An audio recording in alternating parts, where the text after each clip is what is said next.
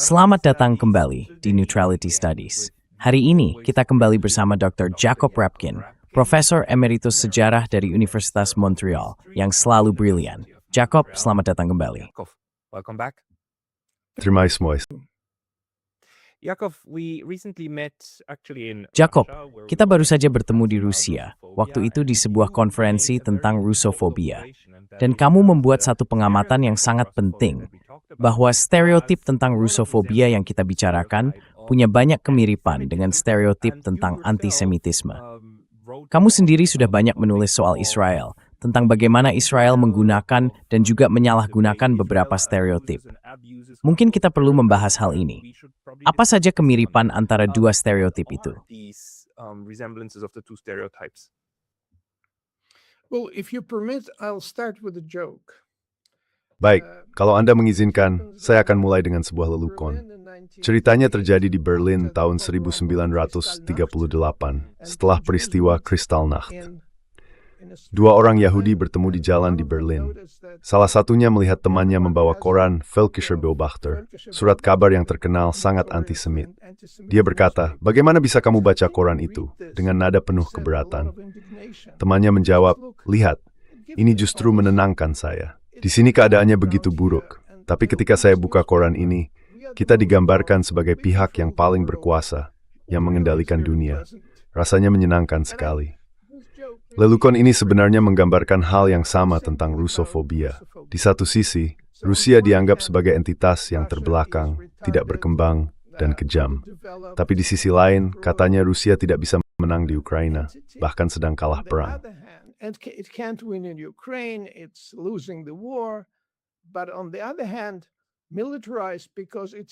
Tapi di sisi lain, ada juga sisi militerisasi, karena katanya mereka akan segera menyerang Lisbon. Jadi kita melihat pesan-pesan yang saling bertentangan, terutama dalam kasus antisemitisme dan Rusofobia. Dan anehnya hal itu tidak terlalu mengganggu banyak orang, karena pada dasarnya pesan-pesan itu tidak rasional.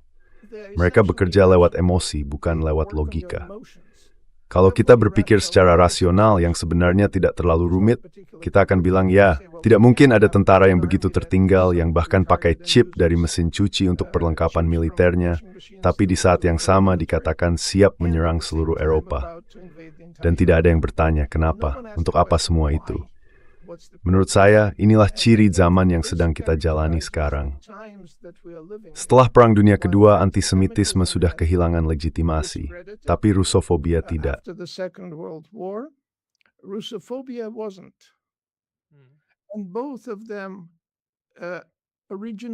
Keduanya bisa dibilang berasal dari abad ke-19. Memang dua istilah itu, Rusofobia dan antisemitisme, muncul di abad ke-19. Dalam satu kasus, istilah prasangka antisemitik diperkenalkan oleh seorang intelektual Yahudi asal Wina. Sementara Rusofobia diperkenalkan oleh seorang intelektual dan penulis Rusia, penyair Tyutchev, kira-kira pada waktu yang sama, lewat sebuah surat kepada putrinya. Dia menulis bahwa ada sesuatu yang, kalau boleh, saya akan kutip langsung dari surat itu karena menarik, cukup menarik bahwa dia menulisnya dalam surat pribadi. Kepada putrinya pada tahun 1867, dia mengatakan bahwa ada sebuah fenomena zaman itu yang semakin lama semakin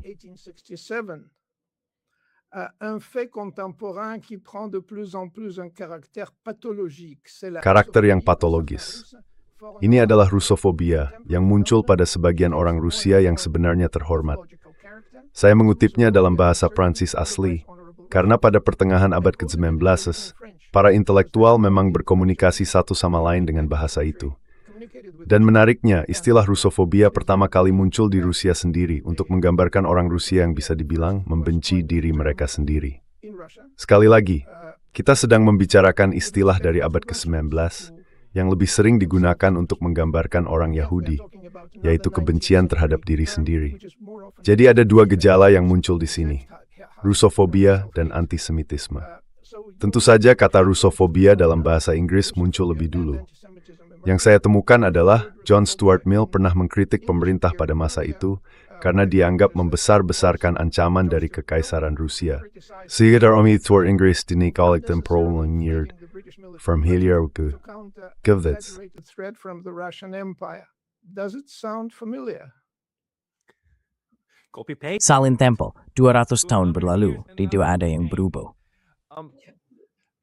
And Mill, Yuval F. Chias, si Utip, Peritas sebenarnya berkambuh swiring berterdekat para menterjus terserpi wabab yang disebut Russophobia. with the epidemic disease of Russophobia. Hey, just a very quick note. The best way to support this channel is by signing up for my free Substack. You can also help with a paid subscription there, or you can get some of our new merch on neutralitystudies.com. Links below. See you there. We've discussed this a lot and it is really fascinating. Kita sudah sering membahas hal ini, dan memang menarik sekali bagaimana stereotip-stereotip itu terus muncul lagi dan lagi ya, tentang siapa itu orang Rusia dan siapa itu orang Yahudi. Dua sosok ini penting sekali, semacam stereotip buatan yang dipakai untuk mengumpulkan dukungan politik di pihak lain, supaya bisa melawan balik kan? Itu juga yang disinggung oleh lelukon yang kamu kutip tadi, betul? Jadi harus diciptakan sesuatu yang di satu sisi konyol, tapi di sisi lain menakutkan. Nah pertanyaannya, ada nggak jenis kesamaan lain yang bisa kita lihat? Dan menurut kamu, apakah kemunculan dua stereotip ini di waktu yang sama cuma kebetulan atau sebenarnya saling berkaitan? Karena kalau kita lihat, wilayah Rusia dan tanah-tanah Slavia dulu memang banyak sekali penduduk Yahudinya. Jauh lebih besar proporsinya dibanding misalnya Eropa Barat pada masa itu. Jews compared to, like, let's say, in Western Europe at the time. Well, definitely.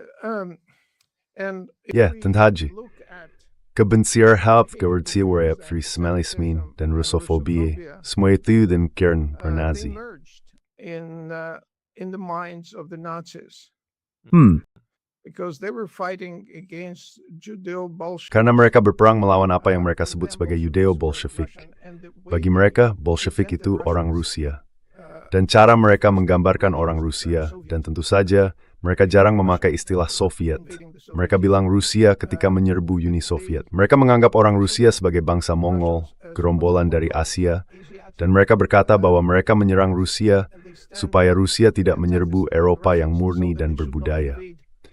Jadi, seluruh gagus dan syurfetan bertoninis tayirds and themis Russophobia youth dosas antimity. Wrapped in Russophobia and, of course, anti-Semitism. And the orders that the German... Dan perintah yang diterima militer Jerman saat mereka menyerbu Uni Soviet itu ya, memang berbeda. Ini bukan perang yang sama seperti yang mereka jalani di Prancis. Di sini ini disebut Vernichtungskrieg, perang pemusnahan. Dan memang benar begitu. Untuk sekali ini, mereka tidak menyesatkan siapapun, karena, dan ini sangat penting, ada setidaknya 10 juta orang Slavia, Rusia, Polandia, dan lainnya yang dibunuh oleh Nazi, warga sipil Slavia.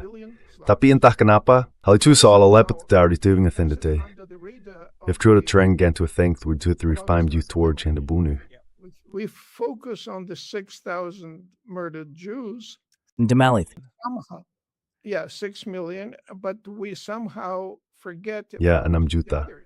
Tapi entah kenapa kita sering lupa dengan korban lain, seperti kaum Gypsy. Tapi hari ini kita sedang bicara tentang Russophobia, jadi saya ingin menekankan soal pemusnahan terhadap populasi Slavia.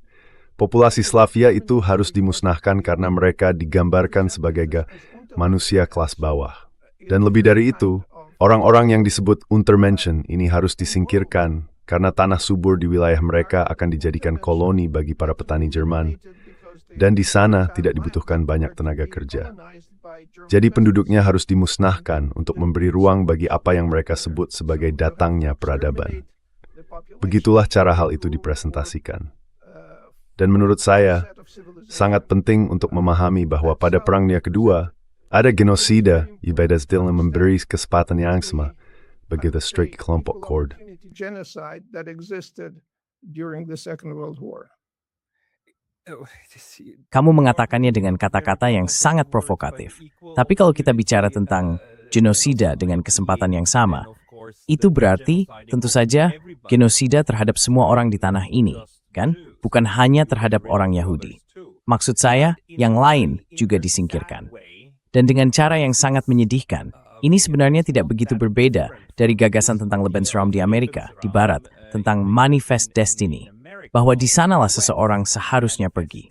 Dan di sana, hasil yang kita lihat tentu saja mirip dengan yang digambarkan Hitler untuk wilayah timur, di mana seluruh populasi baru kemudian mengambil alih tanah itu dan sekarang hidup di sana. Jadi, dalam arti yang sangat menyedihkan, yang kita lihat ini sebenarnya hanyalah kelanjutan dari pendekatan Eropa terhadap penjajahan tanah. Bukan begitu? True. In fact, Benar.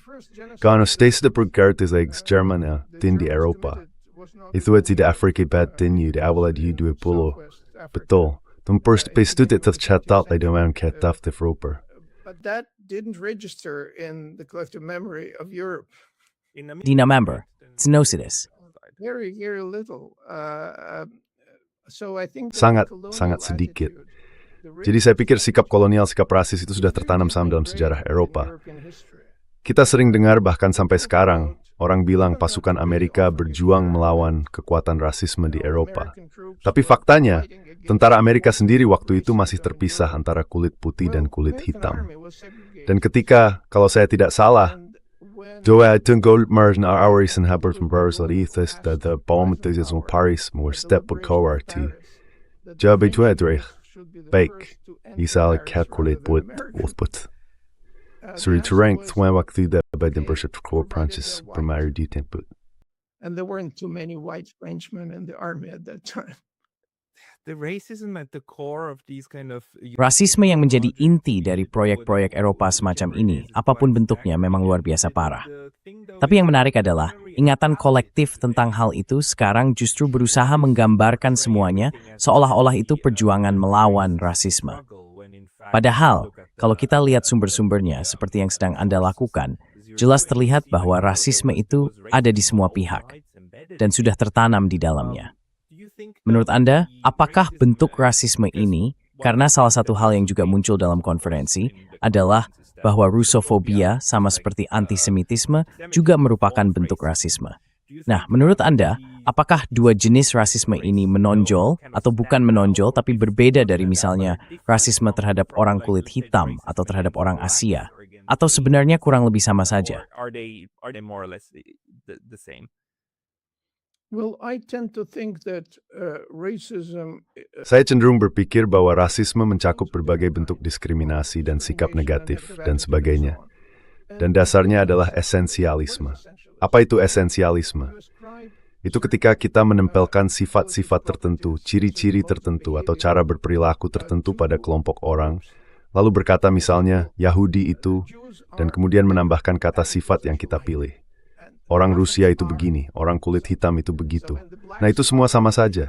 Pertanyaan yang menarik adalah kenapa pembunuhan terhadap orang Yahudi mendapat begitu banyak perhatian, sementara pembunuhan terhadap kelompok lain di Eropa atau di luar Eropa, tidak. Memang tidak.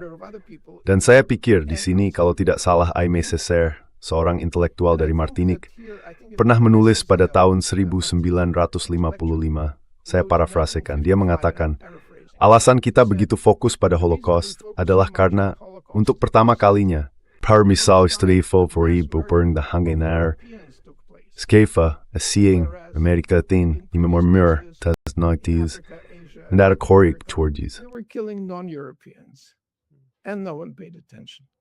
But that Tapi, definition of hate definisi yang dia pakai itu sebenarnya juga mengecualikan orang-orang Slavia dari kelompok orang Eropa, kan? Padahal mereka juga orang Eropa.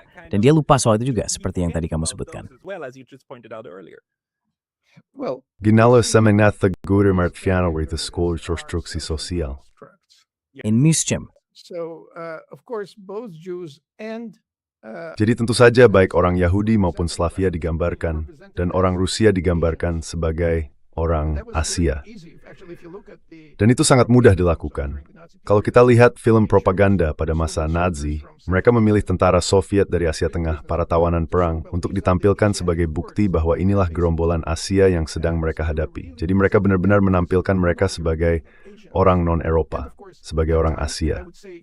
Dan tentu saja pada masa itu, dan saya kira sampai sekarang pun, bentuk pengecualian seperti ini masih dianggap sah. Karena kalau kita lihat cara imigran diburu di Amerika Serikat, itu sebagian besar berdasarkan profil ras. hunted in the United Maksud States. saya, cara kerjanya sangat jelas. Profiling. I mean, that's very clear how it works. Also, the war on terror. Selain itu, perang melawan teror yang dimulai pada tahun 2001 punya banyak nuansa rasis. Dan sekarang saya pikir rasisme berkembang pesat, sebagian besar karena masalah makroekonomi dan makrososial. Kita sedang hidup di dunia di mana 17 orang memiliki kekayaan sebesar setengah dari seluruh penduduk bumi. Ketimpangan seperti ini jelas merusak apapun yang disebut sebagai demokrasi. Tidak mungkin ada demokrasi dengan kondisi ekonomi yang sepolar seperti itu. Dan hal inilah yang menjelaskan kenapa orang-orang yang frustrasi, yang merasa tidak bahagia, akhirnya melampiaskan kemarahan mereka kepada pihak lain. Dan pihak lain itu bisa saja seorang Yahudi. And the other could be a Jew, it could be a Russian, it could be an Bisa orang Rusia, bisa orang Arab, bisa juga seorang Muslim.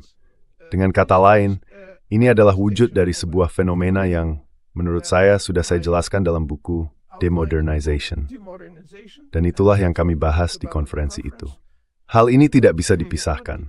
Cara melihat antisemitisme dan rusofobia adalah dengan menempatkannya dalam konteks krisis yang sangat serius, yang membuat orang mudah terpengaruh oleh pola pikir mencari kambing hitam seperti ini. Lihat, orang mencari kambing hitam karena itu mencegah massa untuk membangun kesadaran kelas tertentu dan mengarahkan kemarahan mereka kepada para pelaku eksploitasi, bukan kepada orang-orang yang justru lebih dieksploitasi daripada mereka sendiri.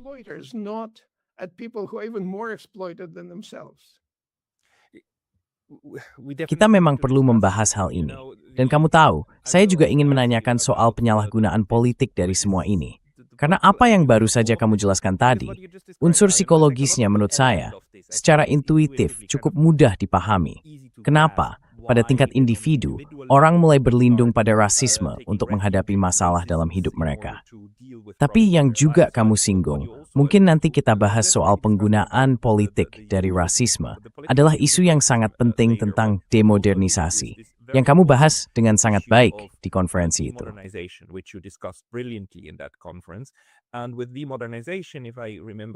Dan tentang demodernisasi, kalau saya ingat dengan benar, maksud Anda adalah semua konsep modern yang kita kembangkan, terutama di dalam masyarakat demokrasi liberal dan sebagainya, yang sekarang sedikit demi sedikit sedang dibongkar, atau bahkan dibalik menjadi kebalikannya. Dan saya rasa, belakangan ini kita melihat contoh lain dari hal itu. Misalnya, kebijakan pengawasan percakapan di Uni Eropa, yang pada dasarnya membalikkan prinsip kerahasiaan dan privasi surat, pesan, dan komunikasi antar individu.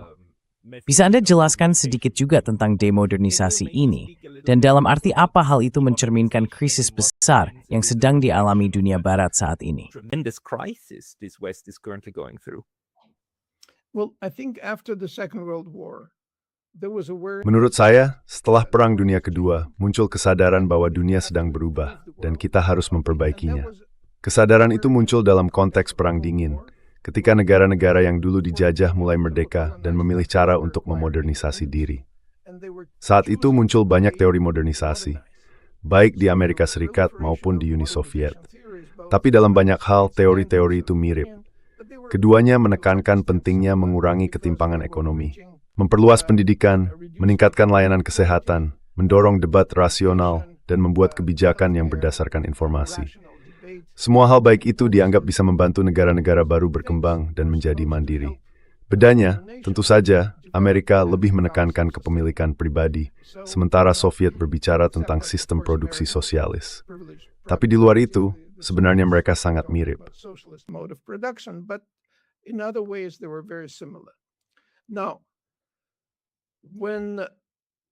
Nah, kalau kita lihat di akhir tahun 80-an, saat mulai muncul polarisasi yang sangat cepat dalam hal pendapatan dan kekayaan, kita bisa lihat banyak hal yang sebelumnya stabil mulai menurun.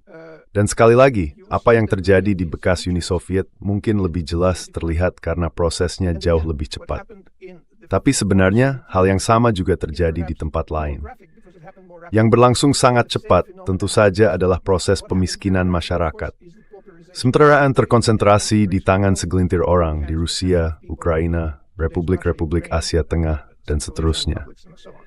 Jadi rakyat banyak menjadi miskin, sementara kelompok kecil orang menjadi sangat kaya. Di dalam masyarakat yang sudah tidak punya lapisan alam yang bisa merusak orang tidak, sangat sedikit. Very little of it, at least. So, and in the Soviet Union, after, particularly in the former Soviet Union, Dan di Uni Soviet, terutama di bekas Uni Soviet pada tahun 90-an, muncul berbagai macam kepercayaan yang tidak rasional. Segala jenis guru yang tampil di televisi dan menjanjikan kebahagiaan. Hal seperti itu sebelumnya tidak pernah ada di sana, tapi tiba-tiba meledak karena ada kebutuhan akan penjelasan yang tidak rasional tentang apa yang sedang terjadi. Selain itu, terjadi juga privatisasi. Bukan hanya privatisasi industri, tapi juga privatisasi kemarahan. Maksud saya begini, alih-alih membangun kesadaran kelas dan berkata kalian sedang dieksploitasi, ada yang mencuri kekayaan yang kalian hasilkan, justru muncul pandangan bahwa tidak, kamu harus melihat ke dalam diri sendiri dan berkembang secara psikologis. Dengan kata lain, semuanya dianggap sebagai urusan pribadi, bukan persoalan sosial atau politik. Kemarahan itu diarahkan ke dalam diri sendiri.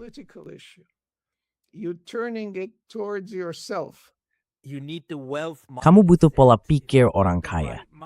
Kalau pola pikirmu benar, uang akan datang. Tapi kalau kamu nggak uang, berarti pola pikirmu belum benar. Itu kan kapri seperti menyalahkan coping. Benar. Jadi ini disebut privatisasi kemarahan. Artinya kemarahan itu jadi urusan pribadi, bukan lagi soal kelas, bukan lagi soal politik, bukan lagi soal pajak. Karena orang membicarakan ketidakadilan ekonomi ini seolah-olah itu fenomena alam, sesuatu yang terjadi begitu saja, seperti tsunami. Nah, kalau kamu di Jepang dan tsunami terjadi, ya tidak ada yang bisa dilakukan. Tapi di sini tidak begitu. Polarisasi ini buatan manusia. Dibuat merusak dan merember di era 210. The smores dari entire tanggung jawaban. Rasisme, antisemitisme, dan Russofobia justru cara untuk kawan berhilang. To prevent this accounting. Perfect. In order to Sempurna. Sekarang, supaya kita bisa bicara tentang bagaimana konsep-konsep ini dipakai secara politis, ya. Kita juga sudah pernah bahas hal ini sebelumnya. Alexander Mercouris pernah memberikan presentasi yang sangat bagus tentang bagaimana stereotip Russofobia ini terus-menerus digunakan, terutama dalam sastra Inggris. Dia juga memberikan contoh tandingan, karena Russofobia dan antisemitisme itu tidak pernah sepenuhnya menyeluruh, kan? Selalu ada contoh orang-orang yang berbicara baik tentang kelompok itu. Tapi di saat yang sama, tetap ada arus bawahnya.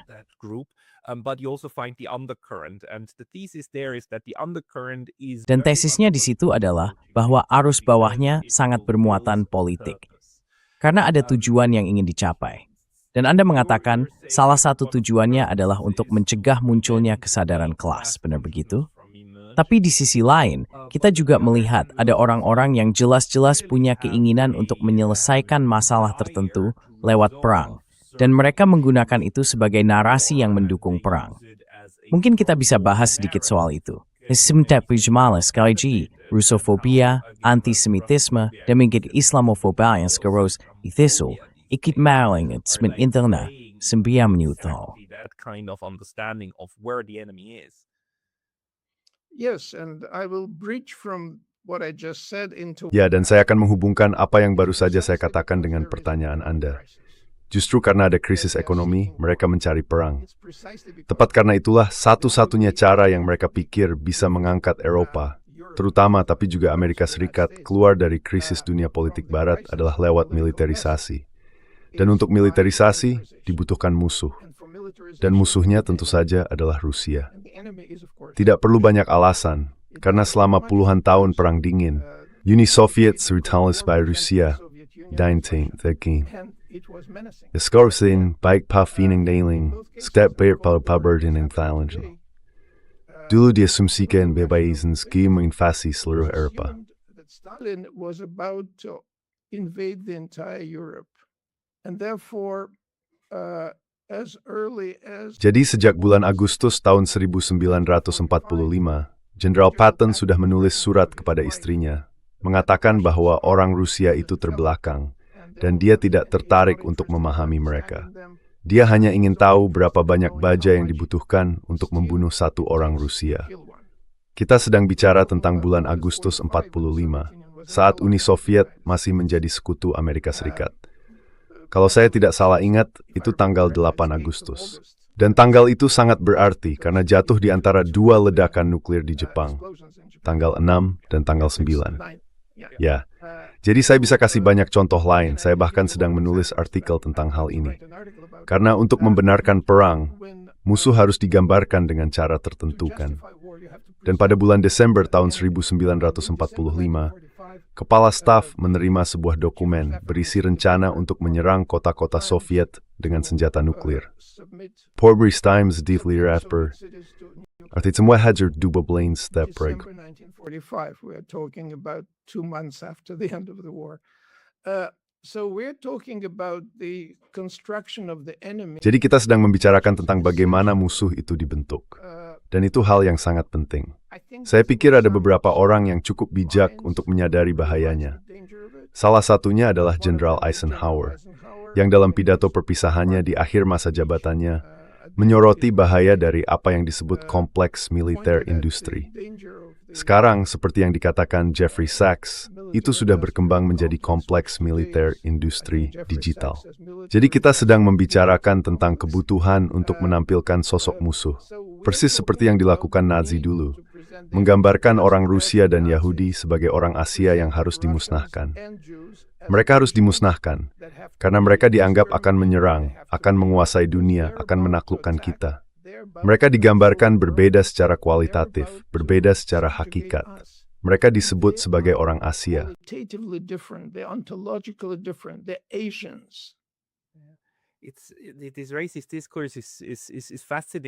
Wacana rasis ini menarik sekali. Ya, bagaimana hal seperti ini bisa berguna bagi berbagai aliran politik di dalam masyarakat.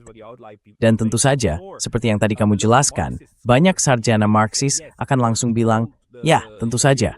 Kami sudah lama mengatakan bahwa struktur ekonomilah yang menentukan apakah suatu negara akan berperang, mengejar kekuasaan, dan sebagainya. Tapi begitu muncul sebuah perjuangan ekonomi misalnya, kecenderungan alami kapitalisme adalah mengarahkan kekerasannya keluar. Dan untuk itu dibutuhkan cara untuk menyalurkannya, kan? Jalur-jalurnya. Jadi dalam konteks ini, Rusofobia dan antisemitisme menjadi jalur untuk melakukan hal itu. Dan tentu saja, ini juga cara yang sangat nyaman untuk punya musuh di luar dan musuh di dalam, yang bisa dilawan kapanpun ada sesuatu yang mentang struktur semacam itu. Bukan begitu?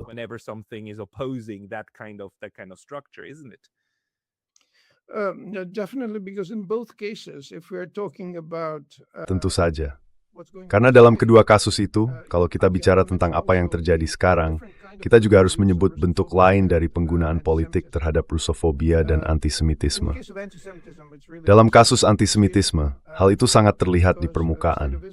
Kita bisa melihatnya karena negara Israel dan para pendukungnya berusaha menggambarkan setiap kritik terhadap Israel sebagai tindakan antisemit. Tujuannya jelas, yaitu untuk membungkam perdebatan, menghentikan diskusi rasional, dengan menandai lawan bicara sebagai orang yang tidak pantas di lingkungan yang sopan, dan karena itu argumennya dianggap tidak sah. Nah, dengan Rusofobia ada hal serupa yang terjadi. Begitu seseorang, termasuk Anda atau beberapa narasumber di kanal Anda, mulai berbicara tentang upaya memahami posisi Rusia, memahami Kremlin, hal itu langsung dijadikan dasar tuduhan pengkhianatan. Kotor. Itu dianggap sesuatu yang kotor untuk dilakukan.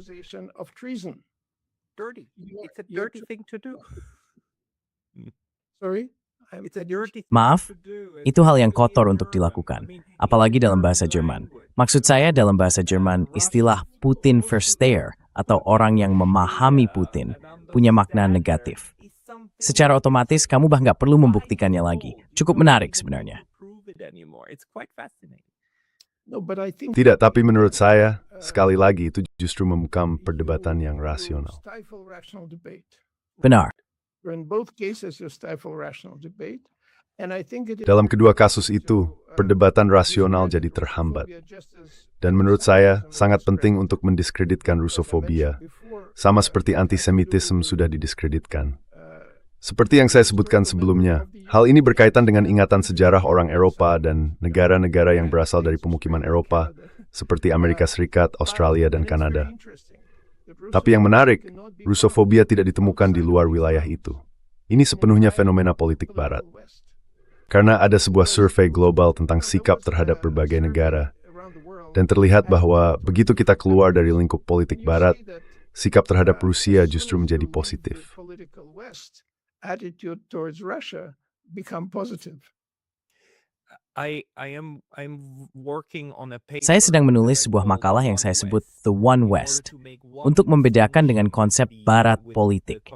Karena biasanya yang disebut Barat politik itu bahkan mencakup negara-negara seperti Jepang dan Korea Selatan. Padahal menurut saya itu tidak tepat. Saya berpendapat bahwa di Jepang, kita tidak punya Rusofobia dalam bentuk apapun seperti yang ada di Eropa dan Amerika Utara. Memang tidak ada. Jadi, ada satu kelompok negara Barat yang punya stereotip rasis yang sangat spesifik terhadap pihak lain, dan mereka menggunakan itu. Sementara yang lain, ya, mungkin punya masalah lain, tapi bukan yang itu. Dan mungkin, ya tidak, saya biarkan Anda menanggapi dulu, lalu saya akan tambahkan satu hal lagi.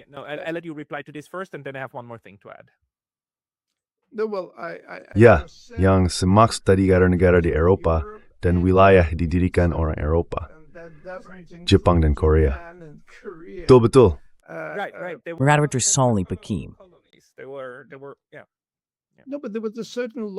Tidak, tapi ada logika tertentu dari kolonialisme pemukim yang saya sebutkan, misalnya dalam konteks invasi Nazi ke Uni Soviet atau pemukiman Zionis Israel di Palestina.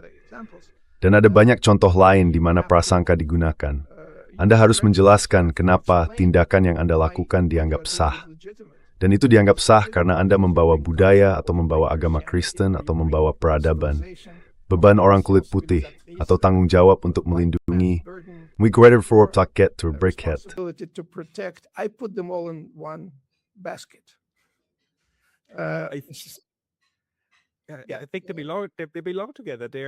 Saya rasa keduanya memang saling berkaitan. Mereka dibentuk oleh cara pandang yang sama terhadap dunia.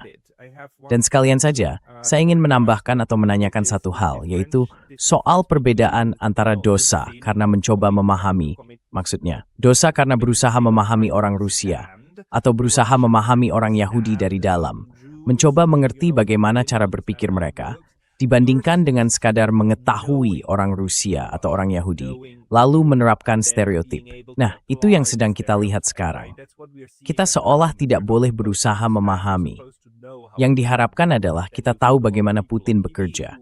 Lalu muncul banyak orang di televisi yang tampil seolah-olah sebagai pakar dan mereka bilang, kami tahu, kami paham orang Rusia.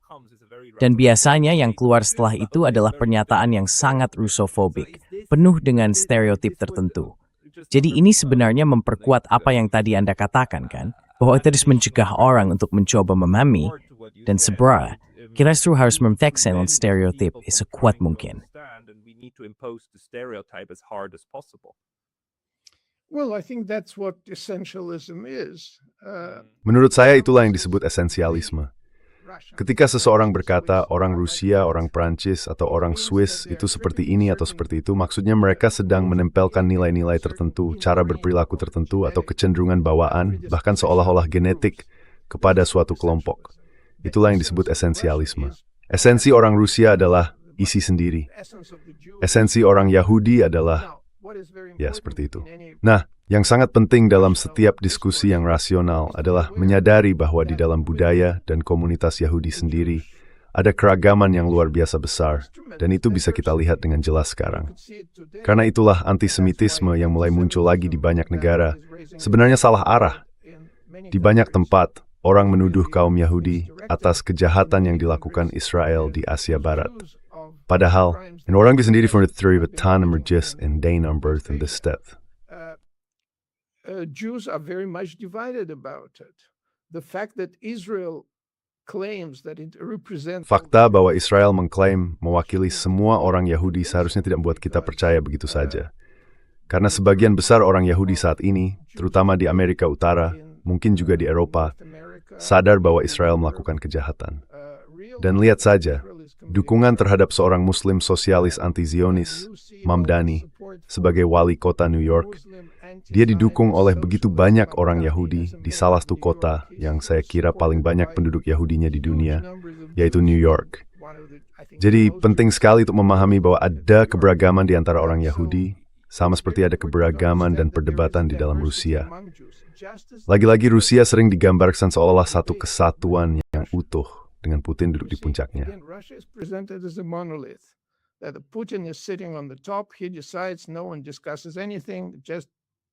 Dia memutuskan tidak ada yang boleh membahas apapun. Semua orang harus patuh saja. Nah, cukup buka majalah Russia in Global Affairs. Majalah itu berbahasa Inggris, dan di sana kita bisa lihat berbagai pendapat tentang jalannya perang ini. Mereka bahkan sudah menyebutnya perang jauh sebelum Peskov baru-baru ini mengakuinya. Jadi memang ada perdebatan. Ada perdebatan di kalangan kebijakan luar negeri di Rusia tentang Rusia sendiri, tentang posisi Rusia di dunia, tentang sikap terhadap Amerika Serikat. Jadi masyarakatnya beragam, ada yang mendukung perang ini, ada juga yang tidak. Gambaran situasinya sangat-sangat kompleks. So it's a very complex picture, but racists don't like complex pictures. Tapi kaum rasis nggak suka gambaran yang rumit. Buat mereka, semuanya sederhana. Saya paham orang Rusia, lalu sisanya tinggal diisi sendiri. Karena itu, kita harus mempersenjatai diri. Kita harus menjamin keamanan lewat efek jera dan kekuatan militer. Dulu, diplomasi bisa membawa pada keamanan bersama. Sekarang itu ditinggalkan, benar-benar ditinggalkan. Dan sekali lagi, itu ditinggalkan karena ada dorongan untuk mempersenjatai diri. Ada kebutuhan ekonomi untuk mempersenjatai diri. Ada juga kebutuhan sosial untuk itu. Dan supaya semua itu bisa terjadi, kita nggak bisa punya perdebatan rasional tentang apa sebenarnya ancamannya. Dan dari apa kita sebenarnya berusaha melindungi diri. What are we trying to defend from? Dan ada kebutuhan epistemik untuk melakukan militerisasi. Maksud saya rasa di Eropa kita sudah sampai di titik itu sekarang. Karena saya baru saja berdiskusi minggu lalu dengan seorang jurnalis dari Swiss. Dia bertanya kepada saya, dengan sangat serius dan jujur, bukankah sebenarnya negara-negara kecil memang butuh negara yang lebih besar untuk menjadi pelindung mereka, untuk memberikan jaminan keamanan? Kalau tidak, negara kecil itu pasti akan mati. Dan saya harus menjelaskan kepadanya, begini, kalau di lingkungan internasional, kamu hanya punya teman. Kalau tidak ada yang ingin menyerangmu, itulah bentuk keamanan terbaik yang bisa kamu miliki.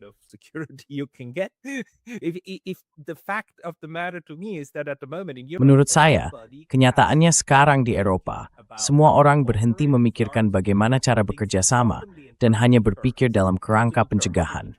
Bagaimana menahan, bagaimana mencegah. Mereka lupa bahwa Jerman dan Prancis sudah tidak saling menahan satu sama lain, karena mereka mengelola hubungan dengan cara menjaga hubungan yang baik. Tapi Eropa sudah begitu tenggelam dalam struktur pencegahan ini, sampai banyak orang, menurut saya, kehilangan kemauan untuk berpikir di luar paradigma keamanan, di luar paradigma pencegahan istiwa. Dan menurut saya, Rusofobia ada suatu lalah tetwa, kenapa banyak orang terjebak medulai dalam cerita seperti itu. Saya you're both precept tooth and you. Serious?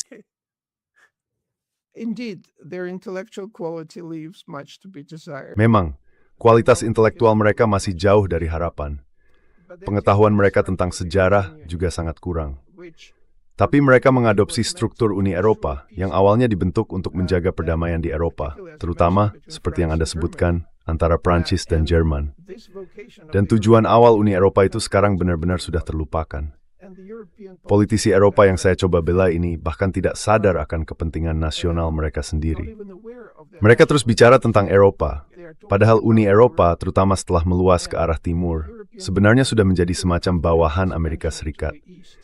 Jadi, para politisi yang tumbuh dalam kepatuhan penuh terhadap Amerika Serikat dan tunduk sepenuhnya pada struktur terpusat Uni Eropa, sekarang bahkan tidak lagi memikirkan kepentingan nasional mereka.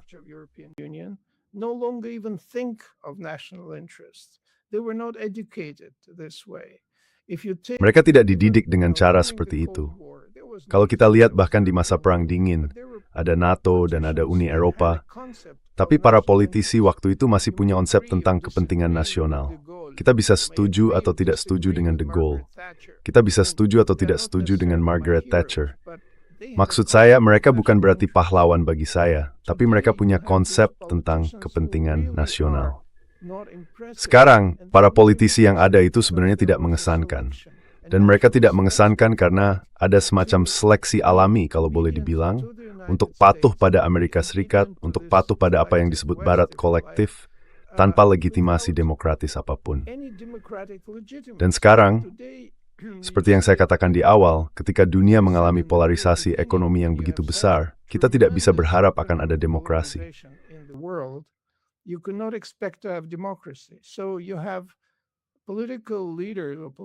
Jadi, kita punya para pemimpin politik, atau ya, sebut saja pemimpin karena nggak ada istilah yang lebih pas, seperti Merz atau Macron atau Perdana Menteri Inggris, entah yang lama atau yang baru, sebenarnya nggak terlalu penting siapa. Mereka ini sangat tidak populer.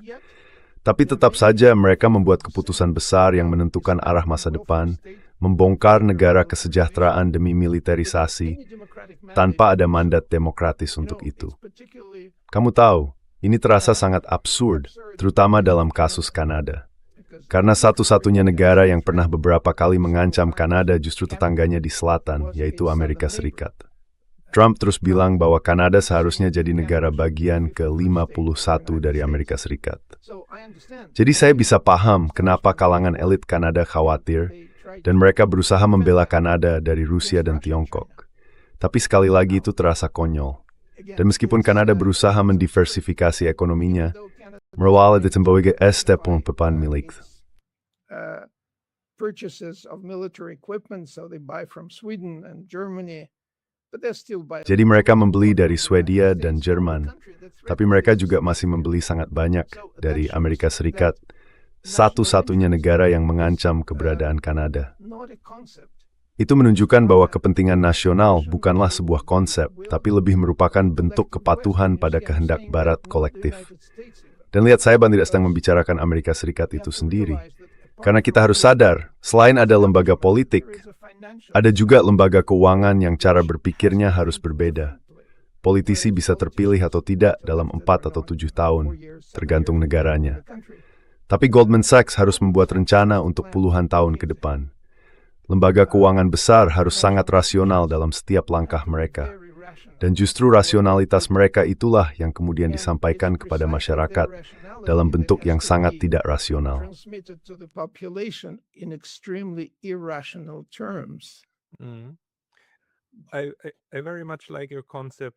Saya sangat menyukai konsep Anda tentang sesuatu yang sengaja dibuat tampak tidak mengesankan. Dan desain itu, tentu saja, justru memungkinkan seluruh perkembangan politik yang kita lihat sekarang. Bukan berarti Amerika Serikat atau Presiden Amerika Serikat yang memegang semua kendali. Tidak. Ini lebih tentang keseluruhan sistemnya. Itulah sebabnya saya ingin menyebut esai saya, Barat yang Satu, yaitu sekelompok orang yang sama-sama diuntungkan dari cara sistem ini dibentuk, dan yang kemudian, baik secara terang-terangan maupun tersirat, mulai bekerja sama di berbagai tingkatan untuk mempertahankan sistem itu. Dan dalam upaya mempertahankan sistem ini, yang terus-menerus kita lihat adalah penggunaan politik dari stereotip rasial seperti itu.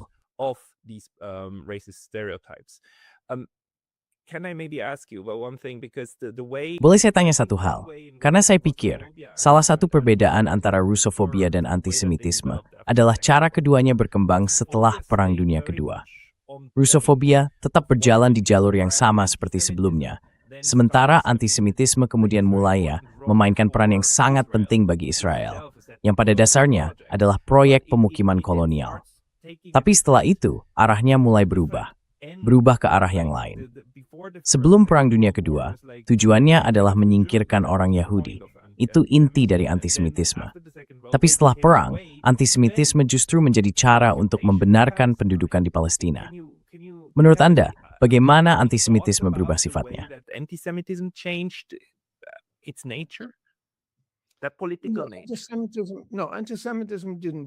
Nama politik itu.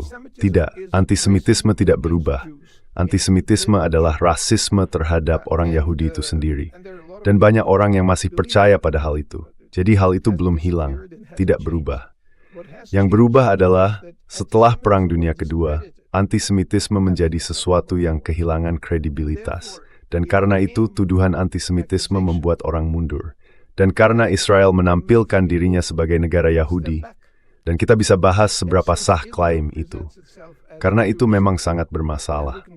Akibatnya, orang Yahudi menjadi semacam sandera dari kebijakan Israel, termasuk Yahudi di tempat lain, bukan hanya di sana. Bagi orang-orang yang tidak terlalu berpendidikan atau yang mencari solusi sederhana dan yang memang antisemitik, mereka akan menyerang orang Yahudi dimanapun mereka tinggal. Mereka pikir dengan begitu mereka membantu Palestina atau merasa sebaik dan memberi sebuah dunia dan sebagainya. They think that they're helping world justice or so on. So anti-Semitism hasn't changed. What has changed. Jadi antisemitisme itu sendiri tidak berubah. Yang berubah adalah kenyataan bahwa pemerintah Israel dan kelompok Zionis, termasuk banyak Zionis Kristen, menggunakan tuduhan antisemitisme untuk membungkam perdebatan tentang Israel. Dan para politisi Israel sangat terbuka. Sekarang ini ada satu keuntungan dari dunia kita saat ini, yaitu kejelasan. Kita cukup membaca apa yang mereka katakan, para politisi Israel, dan kita tidak perlu menebak-nebak apapun. Semuanya sudah jelas di sana. Dan ketika mereka dituduh melakukan genosida, mereka bilang itu fitnah darah, tuduhan antisemit yang tidak benar. Jadi setiap kali ada kritik, selalu dialihkan atau ditolak dengan alasan antisemitisme. Dan itu sangat berbahaya, karena kalau antisemitisme disalahgunakan seperti ini, maknanya bisa hilang.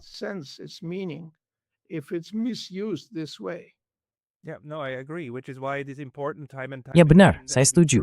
Karena itu penting berulang kali untuk menegaskan perbedaan antara Yudaisme, Zionisme, dan Israel sebagai proyek politik yang pada dasarnya adalah Zionisme. Tapi kita perlu membedakan ini, karena kalau tidak, kita justru jatuh ke sisi lain dari jebakan itu kan? Menyamakan orang Yahudi dengan kaum Zionis. Itu sebenarnya bagian dari jebakannya sendiri. Ya, begini, saya rasa jual teks sempat saya singgung derawar dan berbenci terhadap diri sendiri. Self-hate. Benar. And I think it is important to understand. Sir Howard disetabiker mi bardei teks dit konteks antisemitisme Russofobia. And Russophobia. Sekarang das, saat hem berkenan laver doi thera. Tergenef menulis lolos Russorbia seburi pijorkit truth en allegri dat orang yang Rusia sendiri. That is the disease of the Russians. And John Stuart Mill referred to. Dan John Stuart Mill menyebut hal ini sebagai penyakit orang Inggris. Jadi ini sebenarnya menarik sekali. Maksud saya begini, ada konsep yang disebut kebencian terhadap diri sendiri. Dan hal itu sangat umum terjadi dalam konteks kolonial, ketika orang-orang pribumi yang dididik di Eropa mulai merendahkan kelompoknya sendiri, karena dianggap tidak berbudaya, tidak beradab. Nah, dari sinilah muncul, baik pada kasus orang Yahudi maupun orang Rusia, cukup banyak orang yang justru menyebarkan klise antisemit atau Russofobia. Kalau kita lihat tulisan parakan Zionisme dan negara Israel, di dalamnya penuh dengan klise antisemit. It's full of anti-Semitic cliches. No, Jews are unproductive. They are exploited. Orang Yahudi itu tidak produktif. Mereka suka mengeksploitasi. Mereka merosot. Saya menulis tentang hal itu di buku saya mengenai penentangan Yahudi terhadap Zionisme. Tapi hal yang sangat mirip juga bisa ditemukan di kalangan orang Rusia yang terpengaruh budaya Eropa. Sekarang mereka pro-Eropa, pro-Amerika, pro-Barat, dan mereka merendahkan segala hal yang berbau Rusia, sambil mengulangi klise yang bersifat Russofobia. Hal spravedusli dudalai setelah kelompok vertisentering. Goods were kemamoming mentalitas kolonial. Itu tidak lain, it's that of pertamanya terbudaya, di mana seorang dari setiap ilg budaya sendiri. And you consider the other culture to be superior to yours. Ada mais YouTube that is ting Rusufs mendiskalting. Maaf? Maaf, ada YouTube yang dibuat orang Rusia yang tinggal di negara Barat. Dan mereka menjelaskan semua hal salah dengan orang Rusia. Jadi segala temenusain. And they're credible Benar, because benar. they're Russians. And Dan mereka dianggap kredibel karena mereka orang Rusia. jadi pasti tahu apa yang mereka bicarakan. Dan yang lainnya orang Yahudi, jadi pasti juga tahu apa yang mereka bicarakan, orang Yahudi. Jadi yang terjadi adalah, tapi sekali lagi ini bentuk esensialisme, ketidakrasionalan, dan kemunduran dari modernitas. Saya selalu menekankan hal ini. Kita mencari penjelasan yang tidak rasional untuk masalah-masalah serius yang kita hadapi.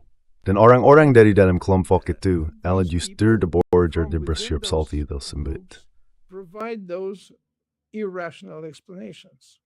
And these irrational explanations or these explanations Dan penjelasan-penjelasan yang tidak rasional ini, atau penjelasan yang memang tidak bisa didekati dengan logika, justru membantu para elit politik yang dibentuk oleh sistem untuk mengarahkan potensi kekerasan di masyarakat ke arah yang lebih kondusif, kan?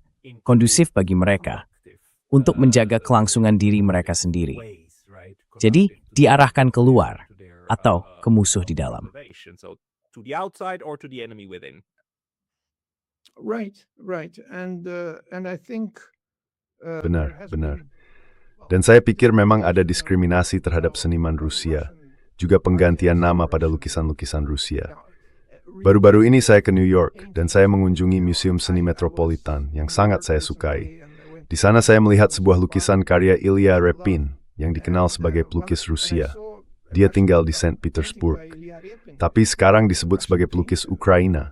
Seniman Ukraina hanya karena dia lahir di wilayah yang sekarang menjadi Ukraina. because he was born in the territory of today's Ukraine. When he was Maithasapo Greats, sering seniman Ukraina. it's written Ukrainian artist, and Tertulis di situ seniman Ukraina. but I wonder Saya cuma mengangkat bahu. in the collective Tapi saya jadi bertanya-tanya, apakah dalam ingatan kolektif orang Eropa dan di negara-negara yang didirikan oleh orang Eropa, pogrom yang terjadi di Kekaisaran Rusia akan diingat sebagai pogrom Ukraina atau pogrom Moldavia, bukan sebagai pogrom Rusia? Moldavian Tidak. pogroms rather than Russian pogroms? No. And you made that point just before we started Dan tadi sebelum kita mulai merekam, kamu sempat menyinggung soal pengepungan Leningrad. Itu menarik, karena memberi gambaran tentang bagaimana tempat lain memandang perang. Dan kalau nggak salah, contoh yang kamu sebut adalah bahwa selama pengepungan Leningrad, atau sekarang St. Petersburg, mereka sama sekali nggak berhenti memainkan karya Beethoven dan para komponis Jerman. and German artists. Yes, and I think there was a German. Ya, dan saya pikir pernah ada film Jerman tentang pengepungan Leningrad, film fiksi. And there were two German Dan waktu itu ada 2 jenderal Jerman selama pengepungan itu. Mereka mendengarkan radio Leningrad dan mendengar musik Beethoven. Mereka bilang, lihat, para Bolshevik ini memainkan musik kita. Bagi mereka itu seperti bagaimana bisa mereka berani melakukan itu. But I think it's very important. Racism, Tapi menurut saya hal itu sangat penting. Rasisme bisa ditemukan di banyak negara. to say that Western Tapi kita juga harus mengakui Eropa Barat dalam konteks petualangan kolonialnya memang sangat rasis. Dan saya rasa penting untuk memahami hal ini.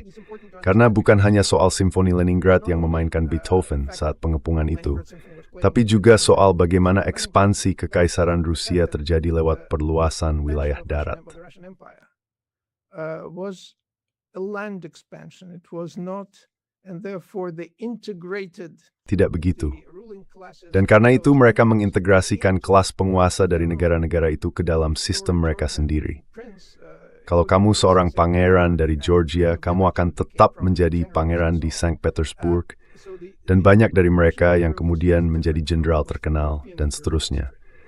Jadi sejarah Kekaisaran Rusia berbeda dengan sejarah Kekaisaran Eropa Barat, karena di sana terjadi integrasi berbagai kelompok. and many Banyak bangsawan Rusia yang punya nama keluarga seperti Yusupov, yang jelas berasal dari Tatar. Tapi mereka tetap dianggap sebagai bangsawan Rusia, tanpa embel-embel apapun. Dalam arti itu, mungkin saja Nazi benar. Mereka bisa disebut orang Asia, karena mereka juga mengintegrasikan orang Asia. Sementara bagi orang Eropa, dan Nazi itu sendiri adalah orang Eropa, perbedaan ras dianggap sangat penting. the racial distinction is very important, and that's why I think Dan itulah sebabnya saya pikir, perbedaan ras yang kamu temukan juga dalam novel-novel karya Benjamin Disraeli, seorang politisi Inggris, seorang Yahudi yang kemudian masuk Kristen. Dia menulis novel di antara hal-hal lainnya, dan dimensi ras sangat terasa di sana. was very present there. Lalu Hitler pada tahun 1941 menulis bahwa kita, kaum Nazi, juga memahami bahwa ras adalah konsep kunci untuk memahami dunia, seperti yang ditulis si Yahudi Disraeli dalam novelnya. Jadi kamu harus paham bahwa ketika Herzl, pendiri Zionisme politik, menulis, kaum anti-Yahudi akan menjadi sekutu dan teman terbaik kita, dia tahu bahwa apa yang dirikan itu sejalan dengan antisemitisme di Eropa. Congruent with the anti-Semitism in Europe. You know, we're reaching the 1 hour mark. Kita sudah hampir 1 jam berbincang. Pembicaraan ini sangat menarik, dan sepertinya kita harus lanjutkan di lain waktu untuk membahas berbagai bentuk kekaisaran, seperti kekaisaran yang bersifat integratif, seperti versi Rusia, dibandingkan dengan kekaisaran etnis yang didasarkan pada perluasan ras, bukan pada perluasan wilayah bersama siapapun yang ada di sana. Tapi kalau kita bahas itu sekarang, pembicaraannya akan terlalu panjang. Jacob, apakah ada hal yang belum sempat kita bahas dan ingin kamu sampaikan sebagai penutup? Well, I would like to say that racism Saya ingin mengatakan bahwa rasisme sebaiknya dipahami dalam arti yang luas, bukan hanya soal warna kulit. Misalnya, dulu ada rasisme terhadap orang Irlandia pada masa pendudukan Inggris di Irlandia. Ada juga, mungkin ini cuma mitos tapi sering terdengar di Montreal, cerita bahwa dulu kalau seseorang masuk ke toko dan berbicara dalam bahasa Prancis, mereka akan dijawab, bicara pakai bahasa kulit putih. Padahal keduanya sama-sama berkulit putih. Dan tentu saja, rusofobia dan antisemitisme juga menyangkut orang putih. Jadi seperti samaran sebelum Yudi, rasisme is a taspaim sepdadet if a fiend. as I said before, is an equal opportunity phenomenon. Thank you very much. Terima kasih banyak. Kamu berhak membuat kesempatan yang setara, jadi terasa makin tidak menarik dari sebelumnya. Wah, luar biasa. Jacob, kalau orang ingin mencari tulisan-tulisanmu, kemana tempat terbaik untuk menemukannya? Where's the best place to go? I have a website which Saya punya situs web, nanti bisa kamu cantumkan di sana. I'm Saya juga sedang berusaha membuat akun di Substack, tapi sejauh ini kemampuan teknis saya belum cukup untuk itu. do so. Selain itu ada juga halaman saya di Akademia. Academia Jadi nanti saya kirim dua-duanya dan kamu bisa masukkan ke dalam rekaman. in the recording. I'll put them into the Saya akan taruh semuanya di kotak deskripsi di bawah ini, dan kita pasti akan berbicara lagi segera. Profesor Jacob Repkin, terima kasih banyak atas waktunya hari ini. so much for your time today.